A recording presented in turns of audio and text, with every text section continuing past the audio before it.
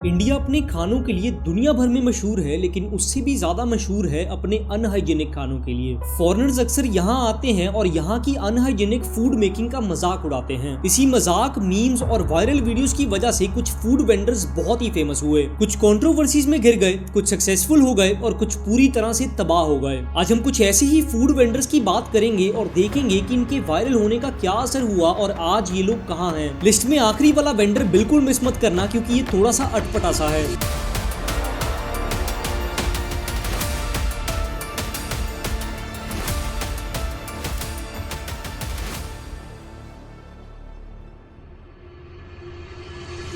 List में सबसे पहला नाम है सहज अरोड़ा और गुरप्रीत कौर का, जिन्हें लोग कुल्हड़ पिज्जा कपल के नाम से भी जानते हैं। ये हस्बैंड वाइफ पंजाब के जलंधर शहर में अपनी फूड कार्ट चलाते थे, जिसका नाम था डिलीशियस बाइट्स। शुरुआत में ये लोग सिर्फ डेली अर्निंग के लिए अपनी कार्ट लगाते थे, पर जल्दी ही कुछ फूड ब्लॉगर्स इनके पास आ गए, जिन्होंने इनकी वीडियोस बनाकर इनको वायरल कर दिया। इनकी सबसे पहली वायरल वीडियो में ये अपना स्पेशल कुल्हड़ पिज्जा बना रहे थे, जिसने इन्हें इंटरनेट पर काफी मशहूर कर दिया। धीरे धीरे इनकी कार्ट के सामने भीड़ लगने लगी और लोग दूर दूर से इनका कुल्हड़ पिज्जा ट्राई करने आने लगे। पंजाबी फिल्म इंडस्ट्री के स्टार नीरू बाजवा और तरसेम जस्सर को भी अपनी फिल्म के प्रमोशन के दौरान इनकी कार्ट पर देखा गया। ऐसे ही कुछ और सेलिब्रिटीज भी इनकी कार्ट पर आए और ये कपल मीडिया की सुर्खियों में छा गया। फेम मिलने के बाद कुछ कंट्रोवर्सीज भी शुरू हुई। जल्दी ही ये कपल एक पंजाबी म्यूजिक वीडियो में भी देखा गया। तब तक ये वायरल कपल अपनी पॉपुलैरिटी के पीक पर पहुंच चुका था, लेकिन फिर इनसे जुड़े कुछ झगड़ों की वीडियोस भी सामने आने लगी। कभी किसी के साथ बहस, कभी हाथापाई, तो कभी सोशल मीडिया पर ट्रोल्स। पर एक दिन अचानक इनकी पर्सनल बेडरूम वीडियो लीक हो गई, जो बहुत तेजी से वायरल हो गई। जिस कपल को लोग कुल्हड़ पिज्जा के लिए पसंद करते थे, वही अब लोगों की नफरत का शिकार बन गए। सोशल मीडिया पर इन्हें बहुत बुरा भला कहा गया, ट्रोलिंग हुई और कुछ लोगों ने धमकियां देना भी शुरू कर दिया। कुछ ही महीने बाद इनके घर एक बेटा हुआ, पर ट्रोलिंग और नेगेटिविटी रुकने का नाम ही नहीं ले रही थी। सहज अरोड़ा ने एक इंटरव्यू में बताया कि वो पर्सनल वीडियो उनकी शॉप पर काम करने वाली एक लड़की ने चुराया और इंटरनेट पर अपलोड कर दिया।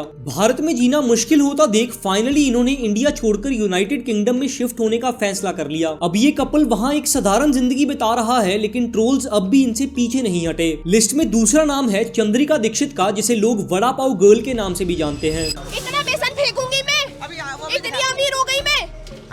ये दिल्ली एनसीआर में अपना वड़ा पाव स्टॉल चलाकर मशहूर हुई। शुरुआती दिनों में चंद्रिका भी कुछ फूड व्लॉगर्स की वीडियोस की वजह से वायरल होने लगी। मुंबई का फेमस वड़ा पाव दिल्ली में बेचने की वजह से चंद्रिका की कार्ट पर लोग दूर दूर से इनका वड़ा पाव टेस्ट करने आने लगे। कुछ लोग कहते थे कि दीदी की खूबसूरती की वजह से यहाँ भीड़ लगती है। लोग लंबी लंबी लाइन लगाकर उनका वड़ा पाव खाने का वेट करते थे। टाके लगे हुए मुंह में, खड़ी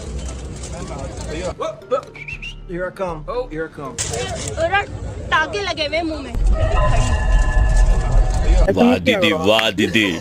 नहीं दीदी, वाह दीदी। चंद्रिका इतनी वायरल हो गई कि इंस्टाग्राम, फेसबुक और यूट्यूब खोलते ही दिन में कम से कम एक बार तो चंद्रिका की वीडियो हर इंसान की फीड पर जरूर आने लगी। चंद्रिका वायरल तो हो गई, लेकिन जल्दी ही इनका एटीट्यूड भी बदलने लगा। तो एक बात बताओ, आप लोग मेरी वीडियो बना के जाते हो, इनको व्यूज मिलते हैं, इनको यूट्यूब पैसा देता है, मेरा क्या फायदा। वायरलिटी के साथ उन्हें एरोगेंट भी कहा जाने लगा। मीडिया में उनके झगड़ों की वीडियो सामने आने लगी, जिसमें वो लोगों के साथ गुस्से में बहस करती थी। धीरे धीरे चंद्रिका का नाम कंट्रोवर्सीज में आने लगा और लोगों ने उन्हें ट्रोल करना शुरू कर दिया। पॉपुलैरिटी बढ़ने के बाद चंद्रिका दीक्षित को एक म्यूजिक वीडियो में भी देखा गया, जिसकी वजह से उसका नाम और भी बड़ा हो गया और कुछ समय में वो अपनी पॉपुलैरिटी के पीक पर पहुंच गई। उसके बाद चंद्रिका को बिग बॉस के एक सीजन में भी बुलाया गया, जहां उन्होंने अपनी इनकम का भी जिक्र किया। उन्होंने बताया कि वो अपने वड़ा पाव कार्ट से एक दिन में तकरीबन 40,000 रुपया कमाती है।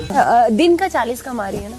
दिन का 40,000? यार तो मैं मेहनत कर रही हूँ ना यार। नहीं तो मैं कमा रही हूँ। आज भी चंद्रिका दीक्षित अपना वड़ा पाव स्टॉल चला रही है और सोशल मीडिया पर भी काफी एक्टिव है, लेकिन उसका नाम अब भी कंट्रोवर्सी से जुड़ा रहता है। लिस्ट में तीसरा नाम है लाल चंगानी का, जो कोलकाता में अपनी क्लब कचौरी बेचने के लिए मशहूर हुए। ये अपनी छोटी सी दुकान के अंदर बैठते हैं, जिसके बाहर बहुत लंबी लंबी लाइनें लगती हैं, लेकिन उनकी दुकान को लेकर कंट्रोवर्सीज भी कम नहीं रही। उनकी शॉप को लोग अक्सर अनहाइजीनिक कहते हैं। कई बार देखा गया है कि लाल चंगानी कचौरी बनाते वक्त इतना चिल्लाते हैं, इतना आर्ग्यू करते हैं कि कभी कभी उनका थूक सब्जी में गिर जाता है। इस पर कुछ फूड व्लॉगर्स ने उनको ओपनली क्रिटिसाइज भी किया। उनकी रूड और गुस्से वाली इमेज भी काफी वायरल हुई। कस्टमर्स के साथ अक्सर तेज बर्ताव, चिल्लाना या उनका डांट देना आम बात बन गई।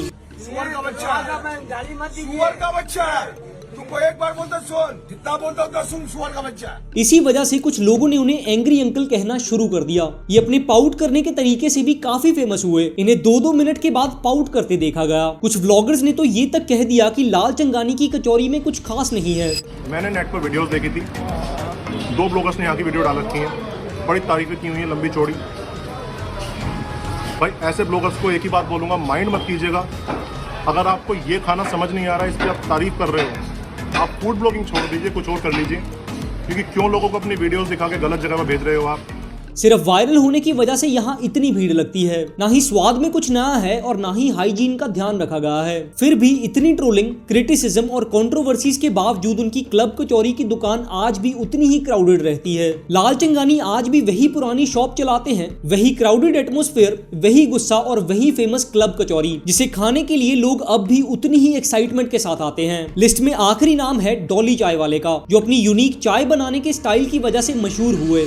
कौन कहता है एक चाय बेचने वाला रोज रॉयल नहीं खरीद सकता है? रोज रॉयल नहीं खरीद सकता है। डॉली ने शुरुआत में एक सिंपल चाय की टपरी से चाय बनाना शुरू किया, लेकिन उनका अंदाज सबसे अलग था। वो चाय बनाते वक्त चाय को ऊंचाई से ग्लास में डालते, कभी अपनी जीभ चाय को लगाने का प्रिटेंड करते, स्टाइल से कप घुमाते और लोगों से मजाक भी करते थे। यही स्टाइल लोगों को पसंद आया और कुछ व्लॉगर्स ने डॉली की वीडियो बनाना शुरू किया, जो धीरे धीरे सोशल मीडिया पर वायरल हो गई। डॉली चाय वाला का नाम ऐसे मशहूर हुआ कि उनकी चाय पीने के लिए लोग खास तौर पर आने लगे। इनका फेम इतना बढ़ गया कि जब बिल गेट्स इंडिया आए तो उनको भी डॉली चाय वाला के टी स्टॉल पर देखा गया। ये मोमेंट भी तेजी से वायरल हो गया और डॉली का नाम पूरे इंडिया में चर्चा का विषय बन गया। बिल गेट्स के मिलने के बाद डॉली चाय वाले को मजाक में माइक्रोसॉफ्ट का ब्रांड एम्बेसडर कहने लगे। वायरल होने के बाद डॉली का एटीट्यूड भी बदलते देखा गया। जब उनसे बिल गेट्स को लेकर सवाल पूछे गए तो वो अक्सर एटीट्यूड में जवाब देते दिखे। कुछ वीडियोस में उन्हें रूड होते हुए भी देखा गया। डॉली जो पहले एक साधारण चाय की टपरी लगाता था, आज दुबई में रहता है,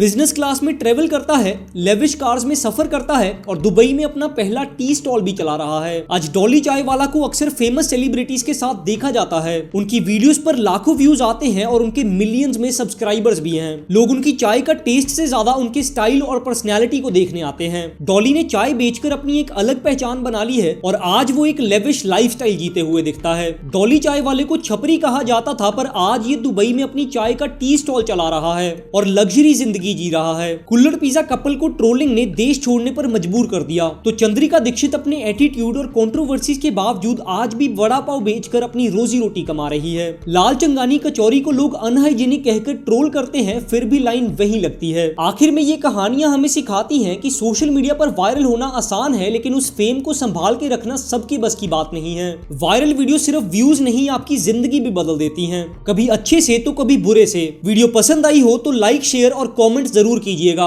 अगली वीडियो आप किस पर देखना चाहते हैं मुझे कमेंट में जरूर बताइएगा। मिलते हैं अगली वीडियो में, तब तक के लिए धन्यवाद।